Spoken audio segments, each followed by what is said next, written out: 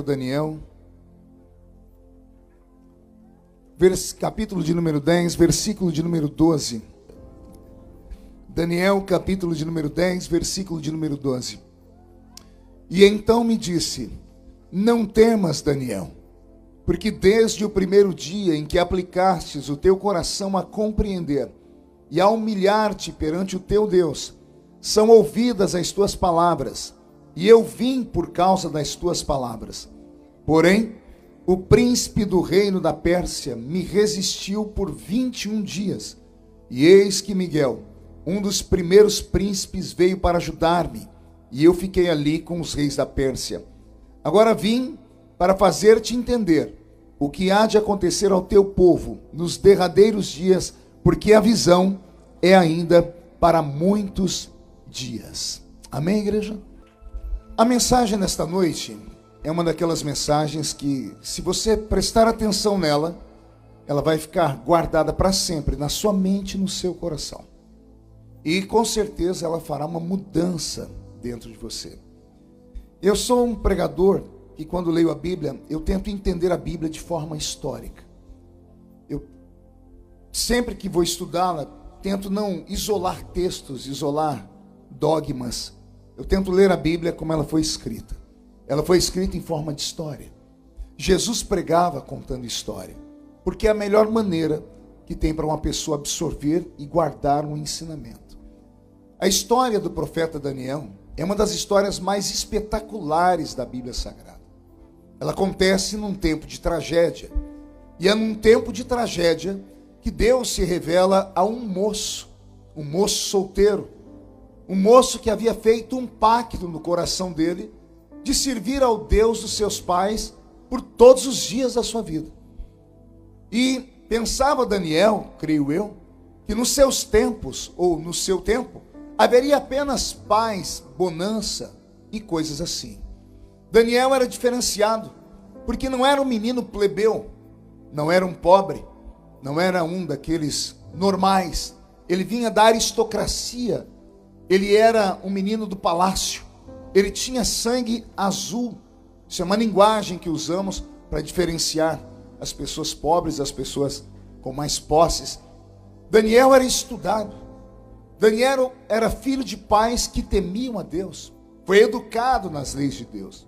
Foi ensinado a amar o Deus dos seus pais. Porém, teve a infelicidade nos seus dias ver Deus cobrar o pecado de uma geração que já não existia mais. Desde que Deus tirou Israel do Egito e os levou até Canaã, foi um parto. Deus tentou trazer o coração daquele povo para perto dele, não uma, não duas, mas centenas de vezes. Deus explicou para eles o que queria de cada um deles, e eles não conseguiram dar a Deus aquilo que Deus queria. Israel não entendeu que eles eram uma espécie de bibelô, uma espécie de amuleto.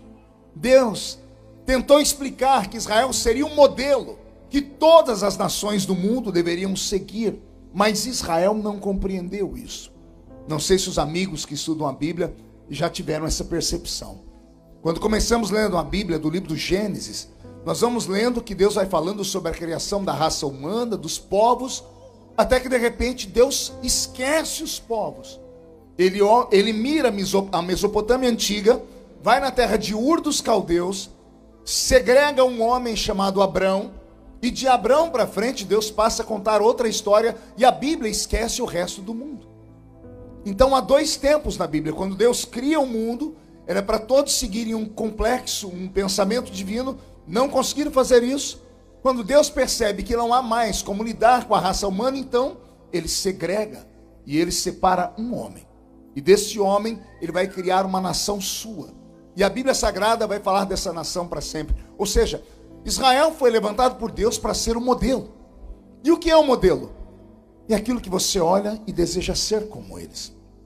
Israel nunca entendeu isso. Israel não entendeu porque Deus não queria que eles comessem qualquer tipo de comida. Israel não entendeu porque Deus não queria que homem não usasse roupa de mulher e mulher não usasse roupa de homem. Israel não compreendeu porque Deus não queria colocar um homem para governá-los. Israel nunca compreendeu isso. Aliás, Israel tinha uma memória tão curta que os mais poderosos milagres da história, que abalariam qualquer um de nós, que fariam qualquer um de nós ficar a vida toda contando isso reticentemente, com Israel, em menos de 3 dias eles esqueciam tudo. Imagine a abertura do Mar Vermelho. Consegue imaginar o Mar Vermelho se abrindo? Não estou falando de um rio, de um lago, estou falando de um mar. Um mar que se abre e Deus, tão cuidadoso, faz eles passarem a pés enxutos. Ou seja, nem barro Deus deixou no fundo da terra. Deus é meticuloso com o seu povo. E aí Israel está atravessando o Mar Vermelho, paredes de água à esquerda e à direita. Primeira vez que alguém entrou num aquário. Porque eles estão olhando aqui paredes, estão vendo peixes aqui. Eu imagino que os peixes também estão olhando para eles. Dois corpos que nunca se viram antes. Curiosidade. Estão atravessando o Mar Vermelho. A Bíblia diz que Deus soprou sobre o mar uma madrugada inteira. Não era uma pessoa atravessando, eram 3 milhões de pessoas atravessando. Os mais fortes correram e chegaram primeiro, e os outros que vinham arrastados em maca. E Deus esperou que o último chegasse do outro lado.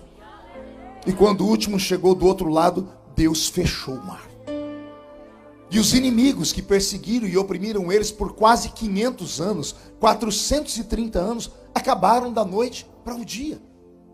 Um tormento de 500 anos terminou em segundos, porque Deus os tirou dali. Se você estivesse naquele lugar, você daria glória a Deus? O povo ficou em silêncio. Talvez por causa do terror, do milagre que viram, não estavam acostumados com algo tão poderoso assim. Sabiam que o Deus deles era poderoso, mas não sabiam que ele era tão poderoso assim. Ficaram atormentados. Foi Miriam que quebrou o gelo, catando um pandeiro, tocando na perna, tomando uma nota musical, gritando: Ei Israel, só o Senhor é Deus. E o primeiro cântico de vitória nasce ali. Veja só, se você estivesse lá, por quanto tempo isso ficaria na sua mente? Quanto tempo levaria para você esquecer isso? Você atravessou o mar. As águas estão sendo seguradas pelo hálito de Deus, pelo sopro da boca de Deus. Os seus inimigos morreram da noite para o dia. Por quanto tempo isso ficaria na sua mente? Alguém me diga. Para sempre, irmã. 1 ano pelo menos.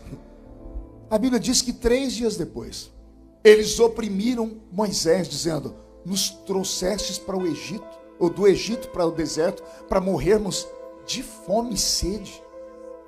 3 dias. Nem Moisés entendeu, nem Deus entendeu. Os diálogos entre Deus e Moisés eram cabulosos. Um dia Deus disse: eu vou destruir esse povo. Foi Moisés que falou: Senhor, o que vão dizer as nações? Que o Senhor é um Deus que não teve paciência com o seu próprio povo. Moisés, mas o seu povo, começaram a brigar. Deus disse: o seu povo. Moisés disse: meu não é seu. Ninguém queria ser pai daquela criança feia. É sério. Leia a Bíblia e você vai ver tudo que eu estou contando aqui. Você lembra uma expressão que a sua mãe usava? Ei menino, vou te fazer comer até sair pelo nariz. Quem lembra disso? Eu achava que a minha avó tinha inventado isso. Foi Deus num ato de fúria. O povo falou: Moisés, estamos cansados de comer pão. Esse maná, só tem maná, não tem carne não. Moisés foi falar com Deus. Deus disse: eles querem comer carne? Eu vou fazer eles comer carne até sair pelo nariz. Saiu da boca de Deus essa expressão. O povo de Israel tirou Deus do sério. Deus queria transformá-los. Deus queria pegar aquele povo da raça humana, dos descendentes de Adão. Falou: se nem todos deram certo, esses eu vou regrar, eu vou doutrinar, eu vou ensinar. Israel não soube obedecer a Deus. Eles entraram em Canaã. Quando entraram em Canaã, agora que estão na terra que mana leite e mel, não dependem mais de nuvem para fazer sombra, não dependem mais de uma rocha caminhar atrás deles para dar água para eles, a rocha de Meribá. Agora a roupa já pode apodrecer, que eles já têm linho para fazer roupa nova, podem plantar algodão. Agora que eles têm tudo na mão, eles podiam dizer: agora, Senhor, muito obrigado. Foram lá nos achados dos pais, encontraram os deuses do Egito, encontraram as imagens da idolatria e trouxeram para dentro da terra sagrada Baal, Astarote, Azerá, Marduk. Trouxeram os deuses da Mesopotâmia antiga. Deus não compreendia, porque eu acho que não dá para entender. Você faz tudo por uma criatura e essa criatura vira as costas para você. como agradar essa criatura. Não tinha como agradá-la. Deus levantou juízes para julgá-los. Por 270 anos, quase 300 anos na terra prometida. 300 anos na terra prometida. E eles não conseguiam se firmar em Deus. Viram Deus levantar um Sansão que com uma queixada de jumento matou 1000 homens. Isso é um espetáculo. Isso é pirotecnia. Deus mostrando para eles: olha o que eu posso fazer com um homem. Nem isso chamou a atenção. Deus levantou um Gideão. E com 300 soldadinhos lá, com cântaros, tochas de fogo e gritos, venceram um exército com milhares de soldados. E nem isso os encantou. E Deus então começou a dizer: Israel, não brinque comigo. Israel, a minha misericórdia, ela dura de geração em geração, mas não é eterna para vocês. A minha misericórdia tem um início e ela tem um fim. A misericórdia de Deus é uma corda. Deus amarra ao redor de nós e vai dando corda. E aí a gente vai abusando da misericórdia. Vai abusando achando que não tem fim. Até que uma hora Deus trava a corda e puxa. Aí não tem jeito mais. Aí vem aquilo que os nossos velhos pais sempre falavam, e você achava que estava escrito na Bíblia, mas não está. Quem não vem pelo amor. Eu sempre achei que era um versículo da Bíblia. Os irmãos sempre contavam, aí depois de ler a Bíblia 30 vezes, eu falei: não tem esse versículo aqui. Mas os nossos irmãos entendiam pela experiência que isso nunca se apague da memória da gente. Quem não vem pelo amor, uma hora pela dor vem, porque a corda da misericórdia, ela estica. Esticou com Israel. Quando esticou, Deus disse: é assim que vocês me tratam? Eu preciso curar vocês de uma doença que aparentemente é incurável. Não consegui curar essa doença com milagres. Não consegui curar essa doença com a minha presença. Não consegui curar a minha doença levantando profetas e sinais. Então só tem um jeito de curar vocês dessa doença: vocês vão ficar sem a minha presença. Abrirei um cativeiro. Deus avisou antes. Deus avisou Isaías, Jeremias: levarei vocês por 70 anos. Os prenderei numa terra estranha. Clamarão e eu não responderei. Me buscarão e não me encontrarão. Israel achou que era só falácia, conversa fiada. E tudo isso se cumpriu nos dias de Daniel. Daniel não tinha nada a ver com isso. Ele teme a Deus, está escrito na Bíblia, ele fez votos. Mas ele pagou pelo pecado dos pais. Por isso lá em Deuteronômio estava escrito que Deus visita o pecado dos pais nos filhos, até a 3ª e 4ª geração. Se cumpriu nos dias de Daniel. E Daniel é arrastado de Babilônia de Israel para a Babilônia. Só que não foi apenas um arrastamento. Antes de levarem o garoto cativo no meio de 1 milhão de homens e mulheres, eles fizeram ele assistir em loco o templo, que para eles era o centro da adoração do mundo, erguido por Salomão, ser queimado e destruído. Daniel assistiu os sacerdotes serem arrastados do templo e degolados, as cabeças serem arrancadas. Babilônia conhecia mais Israel do que Israel. Quando Babilônia conquistava os outros povos, bastava ir até o palácio e degolar o rei. Olha o que Babilônia fez. Antes de tomar o rei, foi no santuário e degolou os sacerdotes. Porque Israel sabia que a nação não era governada por homens, mas havia um Deus no céu. Então se acaba com aqueles que fazem ligação entre Deus e o homem, acabou a proteção deles. Babilônia, antes de atacar os judeus, estudou a religião deles. E agora, esse Daniel assiste a morte dos sacerdotes, assiste a queima desse santuário. Ele vê os seus pais da aristocracia serem mortos também. Ele percebe que a cidade onde ele cresceu e ele amava tanto está sendo queimada.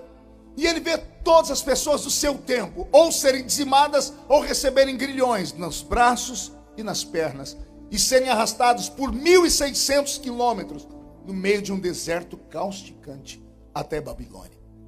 É tempo suficiente para pensar e repensar na vida. 1.600 quilômetros.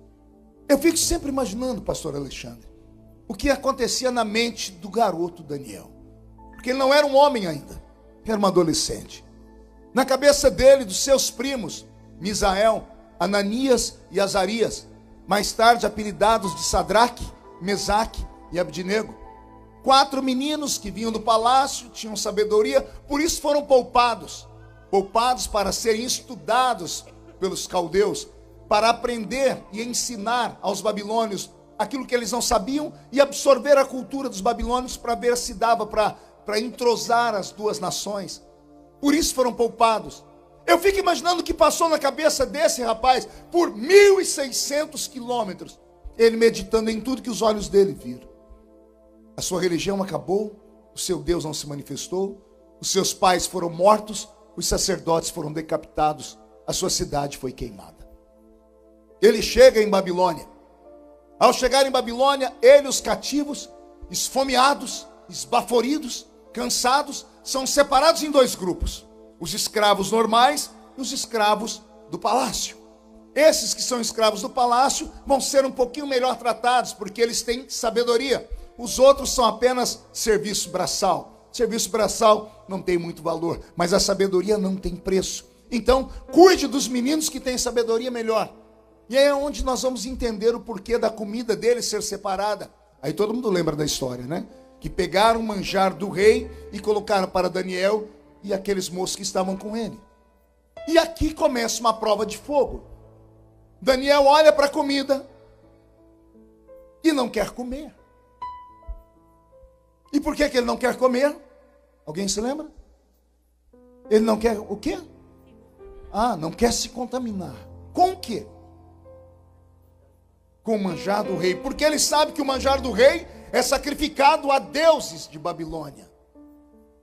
Mas aí vem a pergunta, que talvez tenha estourado dentro da cabeça dele 1 milhão de vezes. Você não quer comer por causa dos deuses de Babilônia? Isso é porque você teme a um Deus. Mas onde estava o seu Deus quando seu pai e sua mãe morreram? Onde estava o seu Deus quando os seus sacerdotes perderam a cabeça? Onde estava o seu Deus quando o seu templo foi queimado?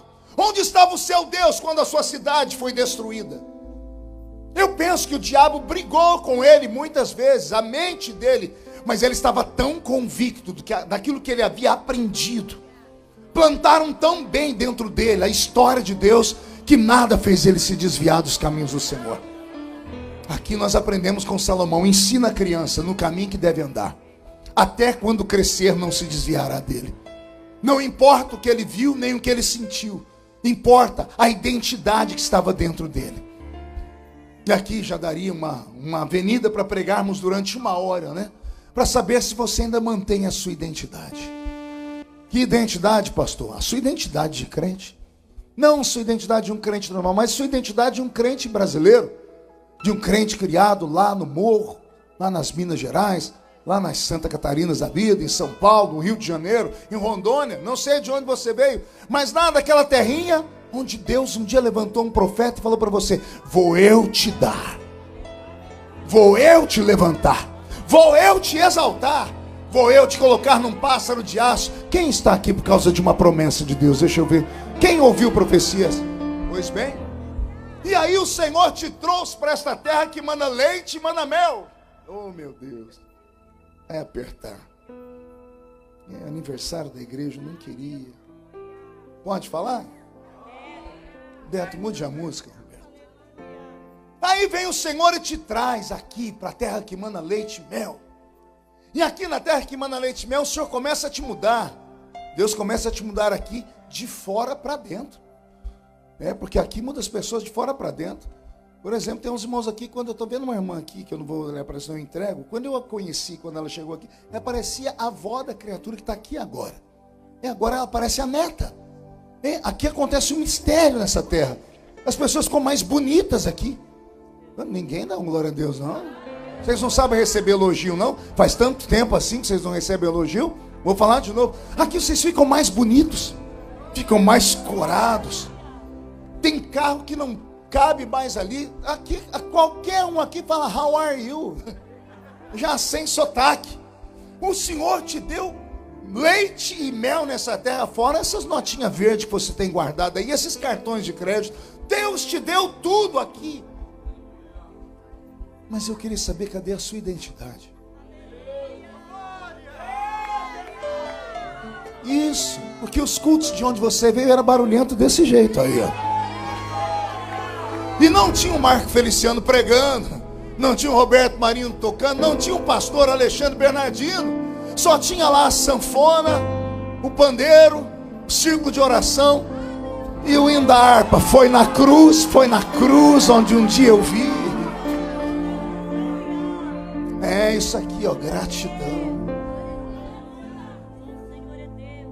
Mapeei os pecados uma vez e eu descobri que o único pecado que não tem desculpa é o pecado da ingratidão. Todos os outros pecados têm desculpa. O que adultera, adulterou por incompatibilidade de gênero ou chifre trocado. O que mata, matei em legítima defesa. O que rouba, roubei para colocar comida na boca do meu filho. Todo pecado tem desculpa. Que desculpa tem o ingrato? Você pega na rua, na lama, dá um banho nele, dá roupa para ele, tira a boca dos seus filhos, dá para ele. E na primeira oportunidade que tem, você vem e finca um punhal nas costas daquele que cuidou de você. O ingrato, para mim, ele tem um lugar muito específico no inferno. Porque não há perdão para isso. A não ser que ele se arrependa, mas geralmente o ingrato nunca entende que está sendo ingrato. Na mente dele, o outro está sempre devendo para ele. Israel fazia isso com Deus todos os dias. E não teve outra forma. Deus disse: tenho que colocá-los sob juízo. Se não colocá-los sob juízo, eu não vou curá-los desse mal. O cativeiro de 70 anos serviu para uma única coisa: arrancar de dentro do coração do povo hebreu a adoração a ídolos. Depois do cativeiro babilônico, Israel nunca mais adorou outro Deus. Eu vi um amém só, vou contar de novo, quem sabe os irmãos entendem. Depois de 70 anos preso no cativeiro, Israel, como nação, nunca mais adoraram outro Deus. Então serviu para alguma coisa o cativeiro. O cativeiro só tinha essa função: fazer eles sentirem a presença do Deus verdadeiro, e aí então buscá-lo. Só que buscar Deus dentro do cativeiro é inútil, porque o cativeiro é um juízo, e quem está sob juízo, Deus não pode mexer naquilo, porque o juízo tem um propósito. Acontece às vezes com a gente. Já aconteceu na sua vida de você tentar ajudar uma pessoa e não dar certo? Deus não deixar você ajudar a pessoa, você querer estender a mão para ela e dar tudo errado. Você fala: eu estou tentando ajudar e não dá certo. Não adianta. A pessoa está sob um juízo, ela está sob uma lição divina. Deus está tratando com ela. Se você interferir, você sofre também. Existe um tempo do juízo. Daniel percebe, porque ele é inteligente, ele percebe que está sob juízo, ele percebe que Deus os abandonou, Deus os entregou à própria sorte naquela hora, e ele tinha duas opções: se vingar de Deus, como muitos crentes fazem. Deus não me deu, eu vou para o mundo encher a cara. Não deu errado aqui, eu vou trair. Deu tudo errado, eu quero que a igreja se lasque. Porque o crente faz isso. Parece que Jesus é culpado de tudo, né? Tudo dá errado. Qualquer coisa que dá errado, a pessoa, primeira coisa: não vou no culto.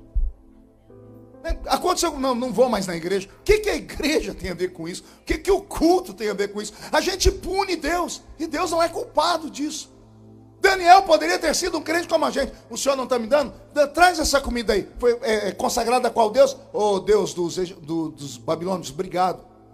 Daniel, sabendo que estava debaixo de juízo, propôs no coração dele: não vou me contaminar.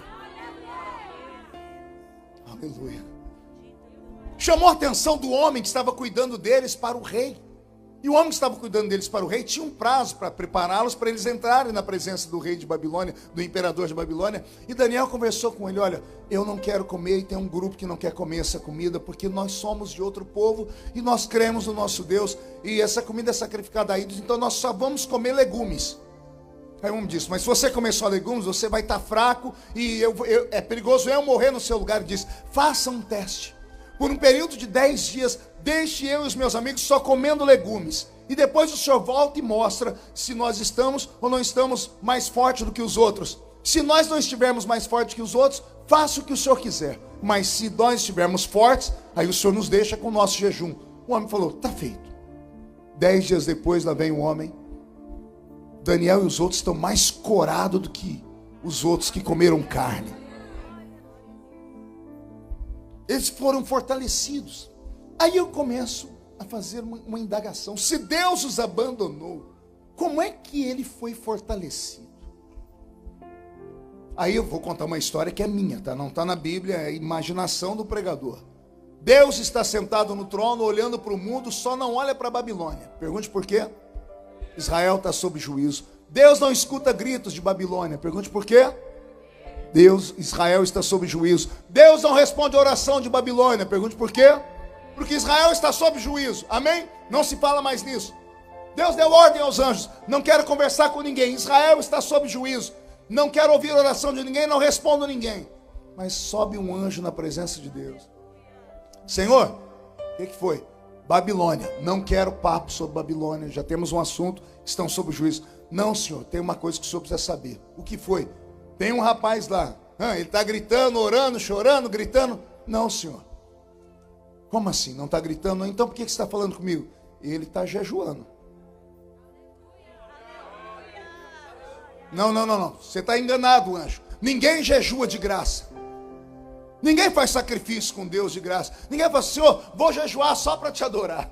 A gente só jejua quando o teto está desabando em cima da cabeça da gente. Quando abrir um buraco no chão, aí a gente faz um sacrifício. Ninguém faz sacrifício porque quer. A gente faz sacrifício porque precisa. Sim ou não? Quem acorda muito cedo para ir trabalhar aqui? Nesse tempo de neve, quem acorda? Você vai porque você gosta? É um sacrifício, não é? Você vai porque precisa. Sacrifício assim, a gente só faz porque a gente precisa. Daniel está fazendo um jejum sem pedir nada. Senhor, pode olhar lá, Deus sentiu o cheiro. Ele está jejuando mesmo e está com o coração aberto. Deus leu o coraçãozinho dele. Não vou me contaminar. Eu imagino Deus dizendo, mas eu deixei o pai dele e a mãe dele morrer. Eu acabei com os sonhos dele. Eu destruí a igreja dele. Eu acabei com o ministério dele. Eu acabei com o povo dele. Senhor, ele ainda confia em ti. E aí Deus fica numa sinuca de bico. Já ouviu falar em sinuca de bico? É aquilo que você não tem saída. Eu não posso abençoar ele. Por que não, Senhor? Porque está debaixo de juízo. Eu não posso tirar ele do cativeiro, porque eu mandei ele para o cativeiro, e esse cativeiro tem um tempo. E aí, Senhor? E aí que ele tá me atormentando. Por quê, Senhor? Porque ninguém ganha de mim generosidade. Você consegue imaginar Deus olhando para alguém e falando assim, você não pode ganhar de mim generosidade. Você está me dando uma hora de culto, eu vou te dar 10 horas de paz essa semana. Ou você acha que o culto acontece por acontecer? Nossos velhos pais, eles tinham filosofias, uma delas era essa, um domingo sem culto é uma semana sem Deus. Quem já ouviu isso? Nossos pais só tinham 2 dentes na boca, o zagueiro e o atacante. Era tudo analfabeto, tudo da roça. De onde eles tiraram isso? Experiência própria. Um domingo sem culto, uma semana atormentada. Um domingo com culto, tem tormento, mas tem força para encarar o tormento. Ninguém ganha de Deus em generosidade. Você faz um, ele te dá 30. Você dá um, ele te dá 60. Você dá um, ele te dá 100. Olha que coisa linda. Aí vem um cidadão e provoca Deus. Jesus, aqui está o segredo. Eu encontrei na Bíblia um garoto que provocou Deus. Ele provocou Deus. O Senhor me abandonou? Eu não te abandonei. Deixou meu pai e minha mãe morrer? Não tem problema, o Senhor é meu pai. Acabou a minha igreja lá, eu faço a minha igreja aqui no meu quarto. Eu oro 3 vezes por dia. Eu oro a um Deus que não me responde. Eu falo com um Deus que não fala comigo. Mas eu não te abandono por nada. Essa minha barba arrepiou aqui. É isso que Deus procura em nós nesta noite. Deus está procurando um crente que está disposto a falar assim para ele: Senhor, se o Senhor me der alguma coisa daqui até o arrebatamento, eu te agradeço. Se o Senhor não me der, eu serei devedor eternamente, porque o Senhor já me deu muito mais do que eu merecia. Se é que eu merecia alguma coisa. Ah, pastor, mas eu não tenho essa alegria não, porque eu não tenho nada. Oh, criatura, não seja ingrato. Você pode não ter tudo que você quer, mas Deus tem te dado tudo que você precisa. Você pode não estar como você queria, mas você está muito melhor e acima da média do que a maioria dos seus amigos da sua época. O Senhor tem estado com você, tem usado pessoas para falar com você. Você tem um pastor que lhe pastoreia, tem uma igreja que lhe abriga. Ah, pastor, mas minha igreja é família, e família é problemática. Irmão briga com irmão, irmão trai irmão, é família. É o melhor que temos. E se acha que aqui está ruim, vai tentar lá fora. Vai lá, vai andar com seus amigos aí que vão lá para essas boates de striptease, acabar com tudo que tem. Vai viver a vida deles. Servir a Deus não é fácil, mas é possível. Acho que a gente tem que parar dessa geração de crente mimimi, que vem para a igreja e quer que Deus seja empregado dele. Quer que Deus seja o gênio da lâmpada. Você esfrega a lâmpada e ele aparece: vou realizar os seus desejos. Ah, e se o Deus dessa igreja não realiza, pastor Alexandre, ali na esquina tem uma outra com uma propaganda que o de lá realiza. Aí você fica pulando de igreja em igreja como um macaquinho pulando de galho em galho, em busca do que não existe. Deus não é seu empregado. A minha geração aprendeu que se Ele der, Ele é Deus. E se Ele não der, Ele continua sendo Deus. Aprendemos a servir a Deus com muito, ou com nada, ou com pouco. Aprendemos a sobreviver na hora da angústia. Aprendemos a colocar nas mãos dele. A minha geração tinha alguns princípios. Um deles era esse: delegacia de crente chama-se círculo de oração.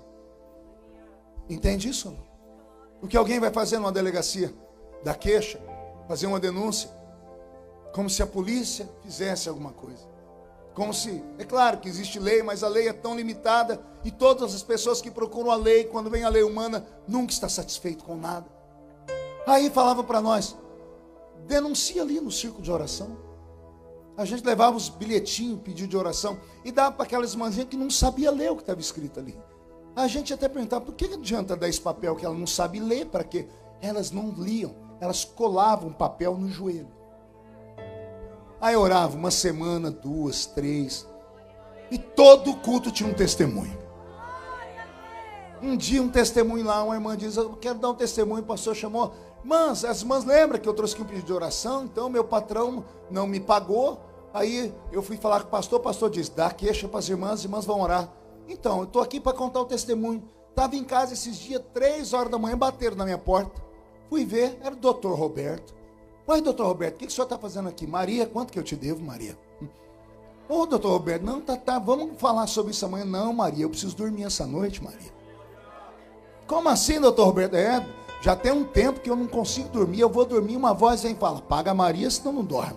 Eu viro para: paga a Maria, senão não dorme. Paga a Maria, senão não dorme. Maria, eu quero dormir, quanto que eu te devo, Maria? Resultados que só a fé e o milagre traz.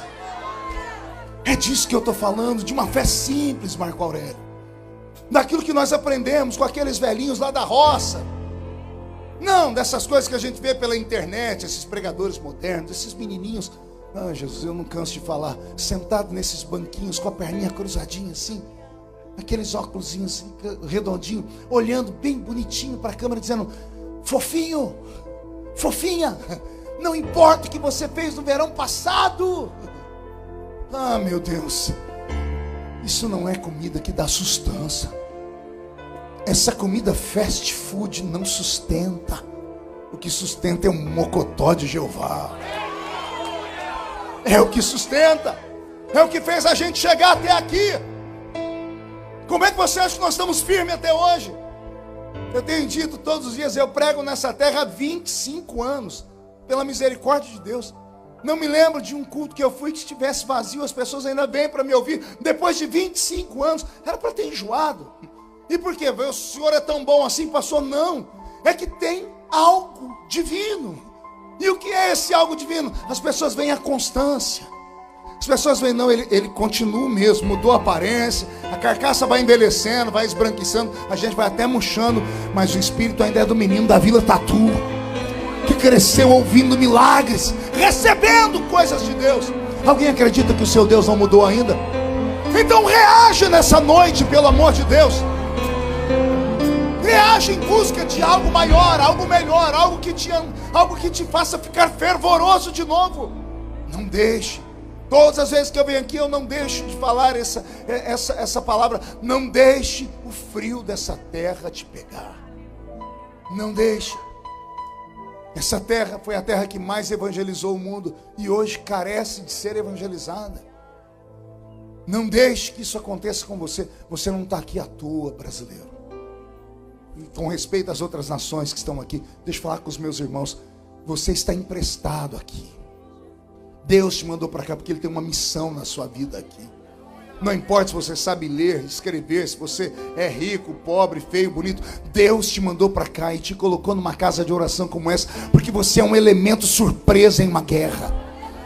Há uma missão para você nessa terra. Cumpra essa missão e o resto o Senhor acrescenta na sua vida. Só não está acontecendo na sua vida porque você está indo pelo lado contrário. É buscar primeiro o reino de Deus e a sua justiça, e as demais coisas serão acrescentadas. Você deixou o reino de Deus e foi atrás das demais coisas. Aí as demais coisas não acontecem. Você não faz o reino de Deus. Aí vem para o culto e fica olhando o pregador com essa cara feia. Achou que eu não ia falar? Vem para esse culto com essa cara feia, parecendo que foi batizado num pote de vinagre. Passa o culto inteiro olhando para a gente com esse olho seco, parecendo olho de sapo que morreu no dia de enchente. Está num culto de aniversário e está aí parecendo que está num velório. Vai ficar mesmo com essa boca travada, essa boca de aço, essa língua de ferro, esse queixo de concreto. Reage. Você não está passando 1/10 do que passou Daniel. E olha ele aqui dando um tapa na sua cara. Ele viu a mãe e o pai morrerem. Ele viu os sonhos dele serem destruídos. Ele andou 1.600 quilômetros acorrentado. Você só entrou pelo México. Não dá nem para comparar. E você ainda acha que está sofrendo. Acha que o universo gira em torno do seu umbigo. Seu egoísta. Melhore a sua fé. Volte para Deus essa noite. Refaça o seu altar. Acenda a sua lamparina. Peça azeite de novo. Se é pentecostal, pelo menos um grito de glória a Deus volte a dar. Se é batizado com o Espírito Santo, treine o seu espírito orando em línguas. Se era profeta, deixe Deus ativar o seu ministério de novo. Você está desativado. Você está esmorecendo. Não, pastor, eu estou ligado. Está ligado, mas não está funcionando. Como uma coisa ligada não está funcionando? É só você chegar em casa e olhar a sua televisão. Você vê lá, tem uma luzinha vermelha. Tem ou não tem? Ela parece que está desligada, né? Mas aquela luzinha vermelha diz que ela não está desligada. Ela está ligada na energia. Ela só não está funcionando. Para ligar ela, você tem que pegar um controle remoto que no mundo inteiro todo mundo usa a mesma palavrinha. Tem um botãozinho lá que você aperta para ligar a televisão. Qual que é o nome da palavrinha? Power. Uau! Ó, falei inglês agora. Power. O que é power? Poder. Olha só, coisas simples nos ensinando. Você está ligado, mas não está funcionando. Para funcionar precisa de power. Precisa de poder, precisa ativar de novo. Você precisa voltar a dar uns gritos aí no banco, a deixar o irmão do seu lado todo arrepiado. Ah, pastor, a pessoa não gosta de mim. O problema é dela. Você não veio aqui para adorar ela. Você veio aqui para adorar o Rei dos Reis e Senhor dos Senhores. Porque na hora do inverno não é ela que vai ficar do seu lado. Na hora em que as coisas desandarem, só há um que tem olhos para você. E esse não te abandona enquanto você não abandonar. Quem pode dar um glória a Deus por essa palavra, faça. Roberto, mude a música aí. Deixa eu acelerar aqui. Esse Daniel fez essa façanha de mexer com Deus. Aí Deus disse ao anjo: tá, não deixa o corpo dele murchar não. Só isso, não vou botar minha mão, não quero deixar ele igual um Sansão. Deixa o jejum dele funcionar. Mas isso mexeu com Deus. Teve um dia que Deus não aguentou, disse, olha, eu tenho que fazer algo por ele. E eu vou fazer algo por ele que eu nunca fiz por ninguém. O Senhor ativa o cérebro de Daniel. Deus ativou o quê? Diga para o seu irmão, o cérebro. Você nunca ouviu isso na vida, né? Qual é o homem mais inteligente da Bíblia Sagrada, tirando Jesus? Vou perguntar de novo, qual é o homem mais inteligente da Bíblia Sagrada, tirando Jesus? Coloque aqui no telão para mim, se estiverem ligados. Ezequiel, capítulo 28, o versículo de número 3. A igreja pode ler ali para mim? Eis que tu és...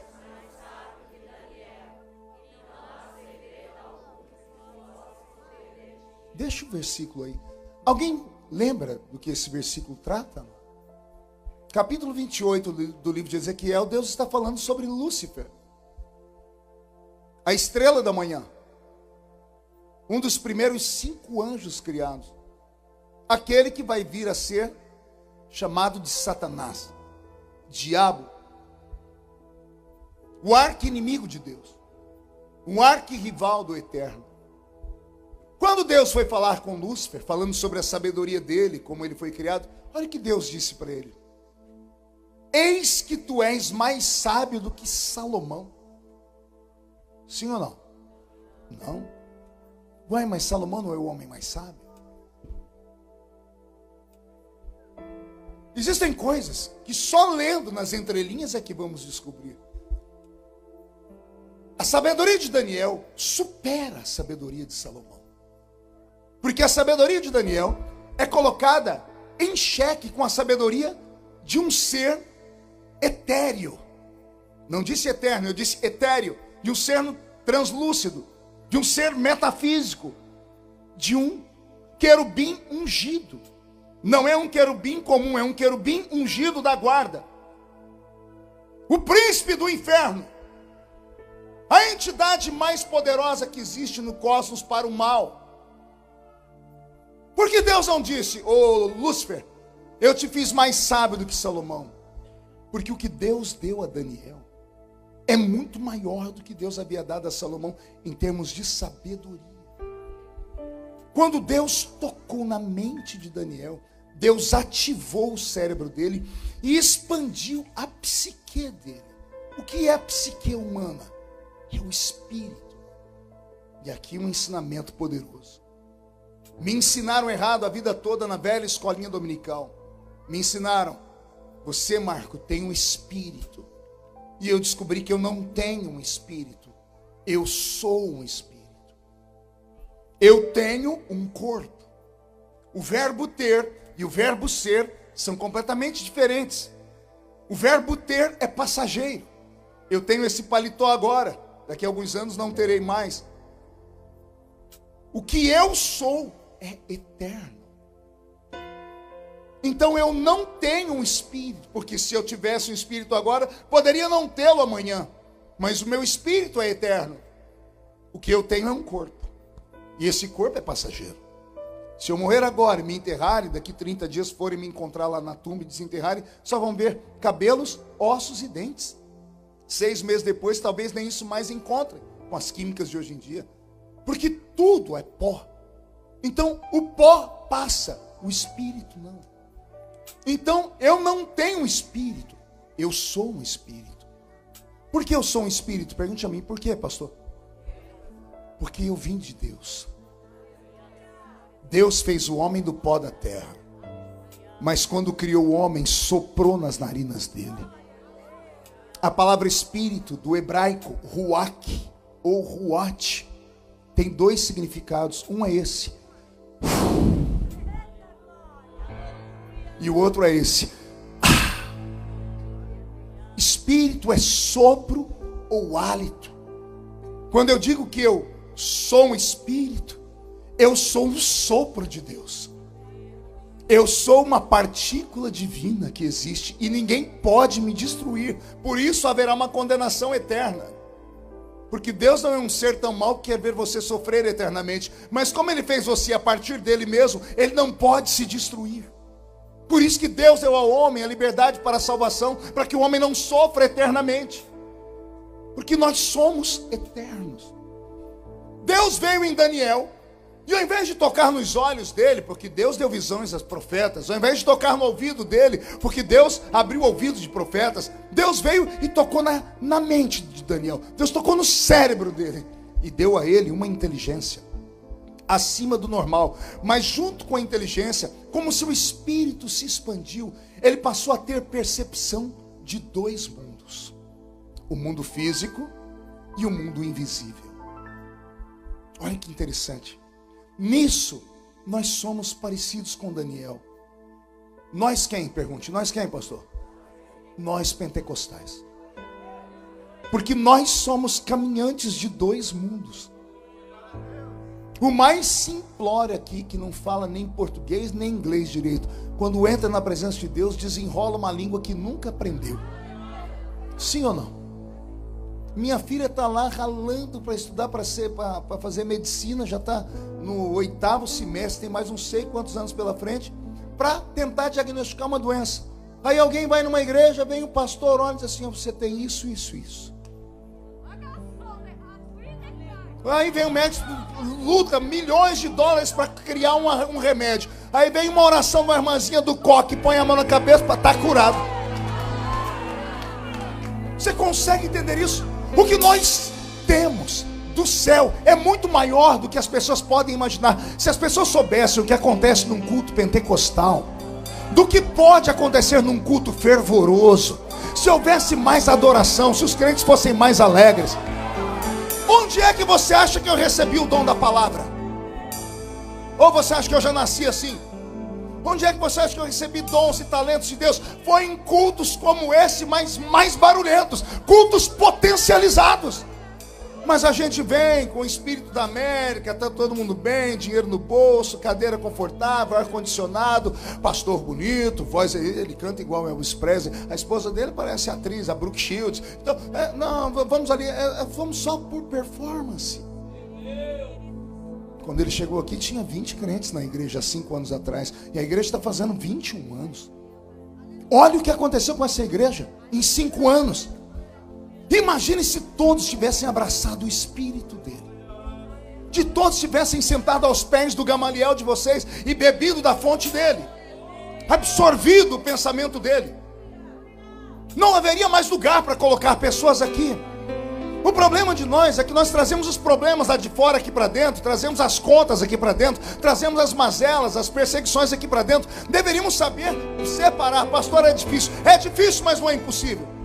A minha vida prova isso. Eu sou deputado federal, poxa, 4º mandato, sofro igual sovaco de aleijado naquele Brasil. E o duro que não pode mais falar isso, está na internet. Não é mais um processo. Não, eu peço desculpas e eu vou refazer. Sofro mais do que axilas de portadoras de necessidades especiais. Melhorei. Hoje tudo tem que cuidar, é mais um processo na vida. E eu sei separar as coisas. Eu sou pastor de igreja também, eu sei ser pastor de igreja, eu sei ser profeta aqui, eu sei ser um político lá, e sei ser esposo dessa galega bonita quando estou em casa. O ser humano tem que aprender a colocar limites em si e ser responsável com as coisas. Você tem que ser responsável com a sua fé. Você tem que ser responsável com a sua família. Porque o problema não é você que está aqui já há muito tempo, porque você, nada te derruba mais, você já é um crente cascudo. O problema são essas crianças que estão aí. Esse bebezinho que está aqui no colo dessa mamãe. O problema é aquela menininha que está escrevendo ali. Porque o que é que eles estão vendo? Em quem eles estão se espelhando? Porque se você não mostrar para eles a glória de Deus, vou só te lembrar, você está na região de Salem, ok? Você está numa região de satanistas, ok? Você está numa região onde as pessoas assediam crianças, assediam adolescentes e levam eles para uma agenda woke, onde os seus filhos já não sabem mais se são homem, mulher, ou se são um animal, ou se são um pedaço de pedra. E a igreja está calada. A igreja está calada porque tem medo de ser processada. E o diabo está entrando. Só tem uma maneira do diabo não entrar. Coloque fogo nesse altar. Chegue fogo nesse altar. Alguém aqui morou no meio da roça, no interior? Alguém trabalhou em corte de cana de açúcar aqui? Eu trabalhei. Vocês lembram o que acontecia antes da gente cortar cana de açúcar? O fazendeiro, com piedade da gente, colocava vários empregados, cercavam o canavial e colocavam fogo de fora para dentro. Nunca de dentro para fora. Colocavam fogo de forma que quando o fogo se alastrasse nos 4 cantos da fazenda, o fogo ia, culminava lá para o meio, nunca para fora. Sabe por que faziam isso? Porque lá no meio daquela cana, aquela cana era doce, muita riqueza. O trabalhador que entrasse com aquela cana verde daquele jeito, corria o risco de não voltar vivo. Jararaca. Aquilo chama a atenção de cascavel. Todo tipo de cobra se aninha naquele lugar. Caranguejos, escorpiões. Então, para salvaguardar a vida da gente, eles colocavam fogo na cana de açúcar e os animais não tinham para onde fugir para fora, então eles iam correndo para o centro até que todos eram queimados. Só tem um jeito de acabar com esses demônios: é fogo. Vou falar de novo: fogo. Isso te incomoda? Vou gritar no seu ouvido: fogo! Não há outro jeito. Não tem outro caminho. Já tentaram de tudo. Já mudaram o ritmo dos louvores, mas já mudaram a forma de pregar, já mudaram os horários, já fizeram de tudo. Vão fazer mais o que daqui para frente? Vamos criar uma igreja virtual, é isso? Vamos todo mundo colocar aquele óculos e cultuar em casa? Nós somos o remanescente.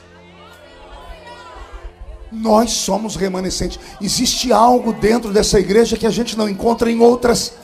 Eu sinto o Espírito Santo vivo aqui dentro.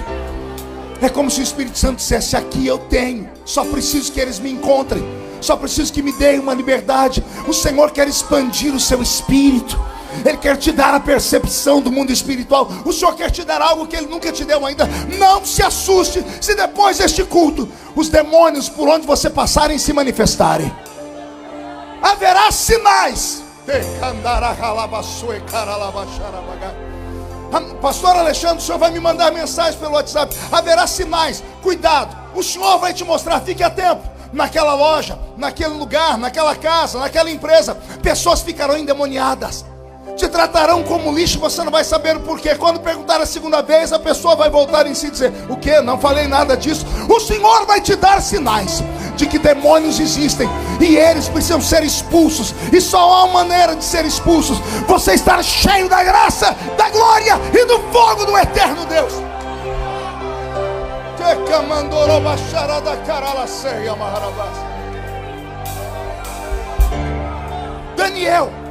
Daniel ficou tão forte, o cérebro dele se expandiu tanto, que ele se tornou o segundo homem do Império Babilônico, gente. Um escravo passou a governar Babilônia abaixo do imperador. O ciúmes foi tanto que tentaram pegar ele de todas as vezes. Foi da vida dele que Deus fechou a boca dos leões. Oh meu Deus, oh, isso aqui dá uma pregação tão bonita. Aqueles que querem o seu mal, o Senhor fechará a boca deles. Não, pastor, vão me destruir? Não vão. Quem pode matar aquele que Deus quer que viva? Não vão acabar. Quem pode acabar com aquilo que Deus só está começando? Tem coisas grandes para acontecer, mas você tem que acreditar. Na história de Daniel, nós vamos ver aqui no capítulo 10. Eu chego aqui, senão eu vou pregar até às 11 horas. No capítulo 10, pastor Alexandre, Daniel acordou de manhã. Leia o capítulo todo e você vai perceber. Daniel sentou na cama. Quando ele foi respirar, ele percebeu que tinha algo diferente. O que acontecia com você antes? O crente de verdade, assembleiano, ele chega no culto, ele sabe que tem alguma coisa errada no ambiente. Eu estou falando demais. A gente percebe. Enquanto para uns está tudo normal, quem é espiritual sabe, não tem alguma coisa errada. Percepção. Aí você acha que a pessoa está sendo chata, está sendo Santa Rola demais. Não, não é, é nível de percepção.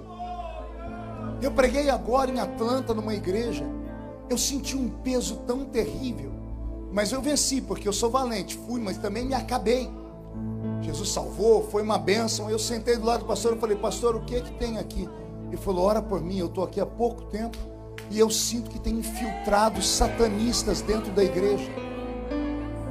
À noite eu não dormi, fui orar, falei: Senhor, me mostra se é isso mesmo. Por que eu orei? Meu Deus, eu adoeci. Eu caí enfermo esses dias aqui na América.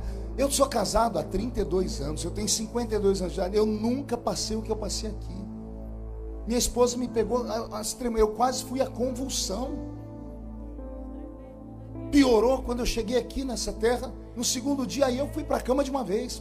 Preguei numa cidade aqui perto, em Framingham. E eu fui atingido por uma seta maligna. Eu queria ter certeza, eu tenho grupos de orações, mandei mensagens, ora por mim que eu estou doente. Uma irmãzinha daquelas do coque mandou assim: meu filho, tinha um infiltrado na igreja que você pregou. Numa, eu vi um Satã. Irmãs lá do meio do mato. Existe, o mal existe. Você não acredita nele, mas ele acredita em você. É ele que está destruindo o seu casamento. É ele que está destruindo os seus filhos. É ele que está destruindo os seus negócios. É ele que está destruindo o seu ministério. E você colocando a culpa em A, B ou C, você perdeu a percepção. Comece a jejuar, faz um teste. Comece de novo. Não, eu vou voltar a ser aquele crente de antigamente. Não quer que ninguém veja, para não te chamar de louco? Faz você suas orações sozinho. Vai lá 3 vezes por dia orar no banheiro do trabalho onde você está. Pega a Bíblia, volte a ler, cante os hinos. Não esses mais novos. Pega aqueles hinos antigos do YouTube. Aquelas coisas de 1800 e bolinha. Busque aquilo e veja o que vai acontecer na sua vida. E depois você diga que se eu estou falando besteira. Precisamos abrir os olhos dessa geração nova. O diabo com um sapatinho de algodão está entrando e roubando tudo que tínhamos.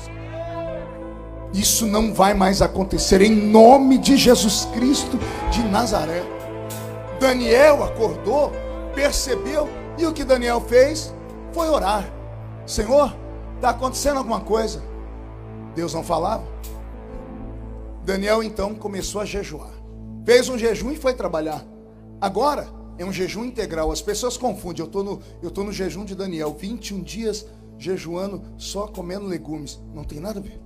O jejum de legumes foi 10 dias no início, e os 21 dias de jejum foram jejum integral. Jejum de tudo. Daniel foi trabalhar porque ele percebeu que se não houve resposta, tinha alguma coisa errada.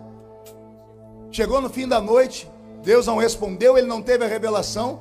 Ele olhou para o prato de comida e disse: vou jejuar amanhã de novo. Ele jejuou 2 dias, 3, 4, uma semana, 2, 21 dias de jejum. 21 anos de existência de igreja. Será que a resposta chega no 21º ano? Coincidências? Eu não creio em coincidências. Eu sei que Daniel, com 21 dias de jejum, foi trabalhar. Ele estava na beira do rio Haidekel, o rio de Babilônia. Ele estava junto com os seus engenheiros. Eles estavam mapeando para a construção de um aqueduto, de pegar água do rio e levar para a Babilônia. Era de tarde. É uma das raríssimas aparições na Bíblia de tarde. Daniel está na beira do rio, 21 dias sem comer e sem beber. Os homens que estavam perto dele não percebiam nada. Daniel era discreto. Ele estava mapeando. A Bíblia diz que Daniel olhou e viu quando um homem de branco entrou. O jejum de Daniel foi tão violento que ele conseguiu rasgar uma película que separa os mundos visíveis do invisível. Daniel rasgou uma película que separa o mundo daqui do mundo de lá. O anjo saiu do mundo invisível e entrou no mundo visível. Quando Daniel viu ele, a Bíblia diz que Daniel caiu como morto. Os que estavam com Daniel não viram, mas saíram correndo assustados, porque sentiram. Olha o que um crente faz. Não se assuste. Você vai começar a trazer a presença de Deus onde você for. Você vai chegar em jejum no seu trabalho, você vai começar a buscar Deus de novo. As pessoas ao seu redor não vão entender nada, mas vão sentir. E vão te perguntar: o que é isso? Está me arrepiando, eu tomo choque quando encosto em você. Eu olho em você, eu vejo. Não se assuste, porque nós temos esse poder. Somos caminhantes de dois mundos. O nosso espírito foi potencializado pelo Senhor. Nós temos essa autoridade. A Bíblia Sagrada diz que quando Daniel caiu, ele tentou olhar para cima, estava o anjo de novo. Aí ele ficou de quatro. Aí o anjo ajudou ele a ficar em pé. Quando o anjo colocou Daniel de pé, o anjo olhou para ele e disse: Daniel, homem muito amado, você é conhecido no céu. Já pensou Deus falar para um camarada: você é muito amado? Por quê? Você me provocou, cidadão. Você me jejuou sem querer nada. E agora está fazendo outro jejum pela sua nação. E então o anjo começou a falar para ele coisas que Daniel acho que nunca entendeu. Eu tenho dificuldade de entender, porque desde a escolinha dominical me ensinaram: qualquer anjinho é capaz de esfregar a cara de qualquer demônio no chão. Aí eu vejo Daniel falar, um anjo falar para ele: eu sou Gabriel. Não é um anjo comum. Na nossa Bíblia só temos o nome de 3 anjos: Gabriel, Miguel, um que nós chamamos de Lúcifer, porque a Bíblia fala que é a estrela da manhã, ou portador da luz. Temos os anjos lá do Apocalipse, Abaddon, Apolion, demônios de guerra, essas coisas. Mas anjos, na Bíblia protestante só temos esses 3. Na Bíblia católica tem mais outros 2. São 5, lá tem o Rafael e o Uriel. Na nossa temos Miguel, Lúcifer e Gabriel. Então, são um dos primeiros 5 anjos criados. São poderosíssimos. Anjos do mesmo nível, da mesma patente. É Gabriel que está dizendo: a sua oração foi ouvida desde o primeiro dia. Imagino que Daniel nem perguntou com a boca, Marco, foi com a mente. Se foi ouvido desde o primeiro dia, por que esperou 21 dias? Aí o anjo respondeu: mas o príncipe do reino da Pérsia me prendeu nas regiões celestiais. Olha o que Gabriel está dizendo. Existe uma hierarquia de potestades de demônios. Nós crentes pentecostais só conhecemos Zé Pilintra, Exu Caveira, Tranca-Rua, Preto Velho, Pomba Gira, Caboclo 7 Flechas. Passou disso, a gente não sabe mais nada. Nós conhecemos o lixo dos lixos. Existem demônios que mandam em cidades. Existem demônios que mandam em países. Existem demônios que comandam bairros. Existem demônios que operam em famílias. É muito mais sério. Acha que eu estou falando muito? Leia a carta aos Efésios. Quem vai escrever a carta aos Efésios não é um Zé Mané como eu, não, e não é um crente maluco pentecostal. É um doutor da lei chamado Saulo de Tarso. Saul de Tarsite, advogado, poliglota, dupla cidadania. É ele que vai dizer: existem tronos, principados, potestades. Ele vai falar que existem uma hierarquia de demônios que nós jamais sonharíamos em ver ou conhecê-los. Demônios milenares que atuaram nos primeiros homens e os derrubaram, levaram o mundo anterior ao dilúvio, à falência, comandam esse mundo de novo. E só nós temos o conhecimento sobre eles e não fazemos nada. E entregamos eles nas mãos de todos. Uma queda de pastores sem tamanho.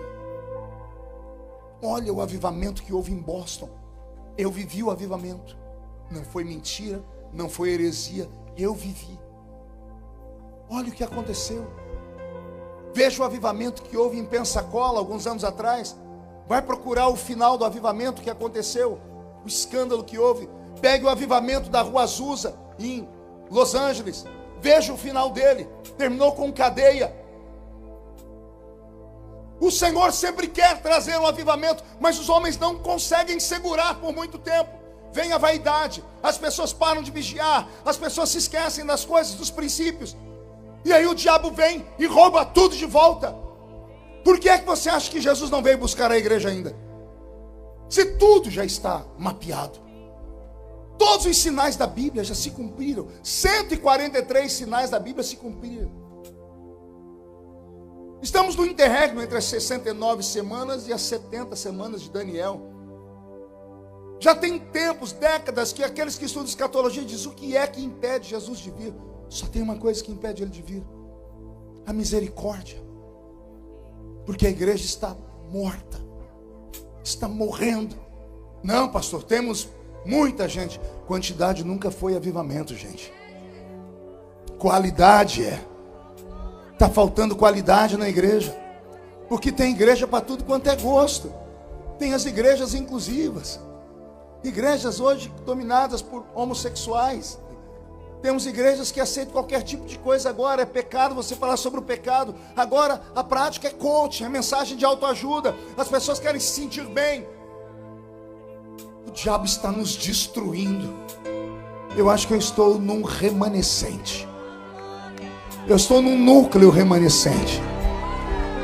Estou num grupo que ainda ama, que ainda busca, que ainda acredita. Então, pelo amor de Deus, se vocês são o último refúgio, não deixe o diabo esfriar vocês. Façam das tripas coração.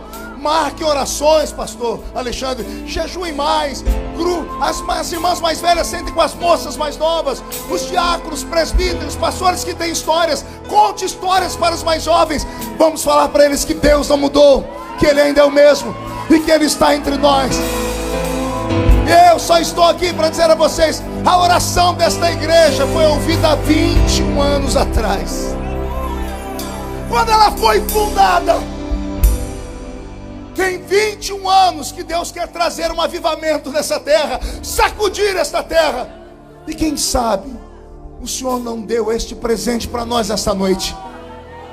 Quem sabe o céu não está sendo rachado em duas partes agora, e uma miríade de anjos começam a descer sobre essa cidade. Eu creio. Alguém crê?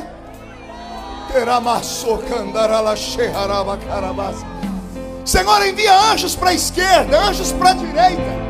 Envia anjos para o centro da cidade, para o leste, para o sul, para o norte. Envia anjos, Senhor, nos quadrantes, nas ruas, nas avenidas. Envia anjos, Senhor, nas autoridades, no executivo, legislativo, no judiciário. Envia anjos por todas as igrejas. Traz um avivamento nesta terra, Senhor. E mostra que quem manda aqui ainda é o Deus de Israel. Só quem crê nisso, dê um grito daquele tamanho, pelo amor de Deus. Fique comigo de pé, por favor.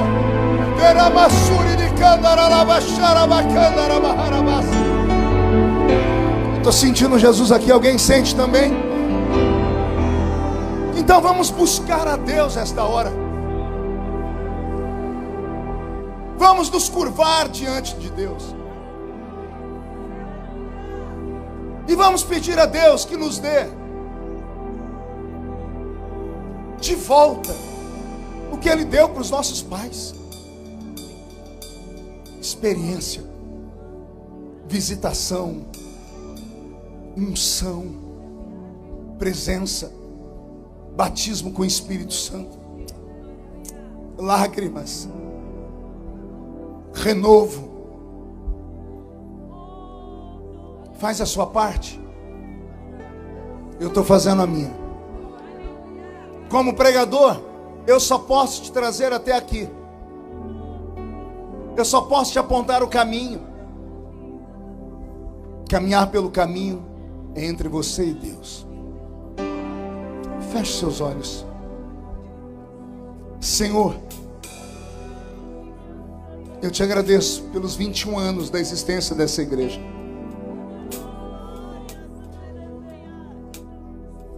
E eu sinto a sua presença nesse lugar. A casa ainda é sua. O reino é seu. O poder é seu e a glória também é sua. Nós não merecemos. Nossos pais pecaram. Nossos avós pecaram. Nós pecamos. Nossos filhos estão pecando.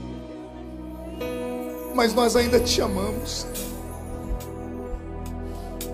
E nós estamos como igreja nessa noite pedindo: visita-nos de novo. Visita a sua casa de novo.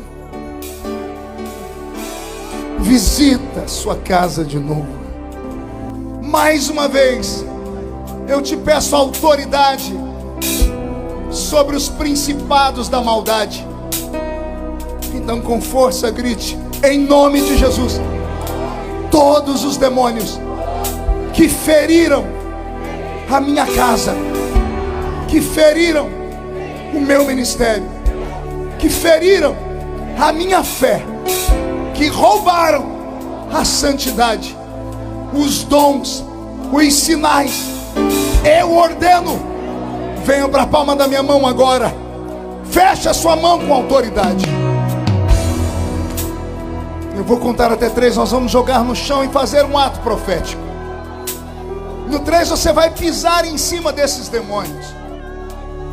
E aí, para confirmar, você vai abraçar alguém, porque a Bíblia diz que quando 2 entre vós ligam alguma coisa na terra, é ligada no céu. E você vai dizer para o seu irmão: o Deus de Daniel está nos visitando nessa noite. Você nunca mais será o mesmo. 1,5. A sua família sentirá orgulho de você de novo. 2. Eu profetizo que esse ano ainda a sua vida vai dar uma guinada. Daqui até dezembro você vai dar testemunho disso. 2,5. No aniversário de 21 anos desta igreja, o Senhor vai responder às orações e esta igreja será chamada de Igreja do Avivamento. 3. Jogue no chão, pise em cima. Quem pode aplaudir e gritar? Quem pode aplaudir, gritar e dar um pulo para cima? Amém. Murcha a barriga, estufe o peito. Olhe nos olhos de quem está do seu lado aí. Se o olho da criatura não tiver vermelho, enfie o dedo no olho dela. Diga: você entendeu? Precisamos da percepção do mundo espiritual. Amém? Feche os olhos um minutinho. Será que tem alguém entre nós afastado dos caminhos do Senhor? Alguém que veio visitar a igreja? Alguém que veio ouvir o velho pregador? E enquanto eu pregava, você dizia: fala comigo, Deus. E Jesus encheu seu coração de alegria de novo. Só que você não pode sair daqui sem ter um nome escrito no livro da vida. Quando você foi excluído daquele ministério, o seu nome foi riscado do livro da vida. Porque a Bíblia diz que quando 2 desligam na terra, é desligado no céu. Você precisa estar com o nome escrito no livro da vida. E para isso tem que voltar.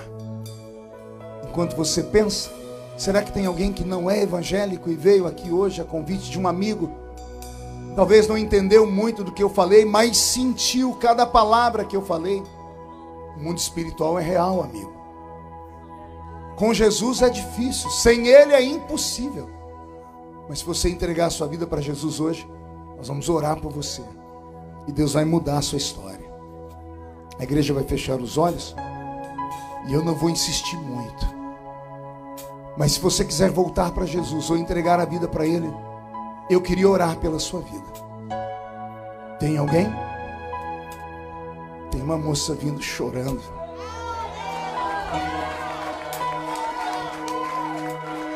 Que lindo. Se só ela viesse, eu já estaria feliz. Mas deve ter mais gente. Vamos? Vamos recomeçar? Tem mais alguém? Tem mais uma vindo. Aleluia. Ora, Jesus, Deus te abençoe. Chega aqui perto. Deus te abençoe. Deus te abençoe. Deus te abençoe. As duas? Uma está acompanhando a outra. Até tem 3 aí. Não, 1, 2, 3. Tem mais uma chorando aqui. Cadê ela? Cadê a alegria da igreja? Mas nem isso te alegra. Tem mais alguém? Porque a porta vai fechar. Tem mais alguém? Dou-lhe uma. Olha o leilão de uma alma. Tem mais alguém? A igreja vai estender as mãos para cá. Senhor, nós oramos por essas vidas preciosas que estão aqui. Pedimos ao Senhor que perdoe todos os pecados, que escreva o nome delas no livro da vida do céu, que o Senhor quebre todas as maldições herdadas ou adquiridas, que o Senhor levante uma muralha de fogo ao redor delas e as torne invisíveis aos olhos do mal, que saiam elas daqui escoltadas pelos seus anjos e que retornem no culto de amanhã para um grande milagre que as espera. Amém e amém. Amém, igreja? Alguém dá um abraço nessas pessoas, recebam elas. Eu já vou entregar o microfone ao pastor Alexandre.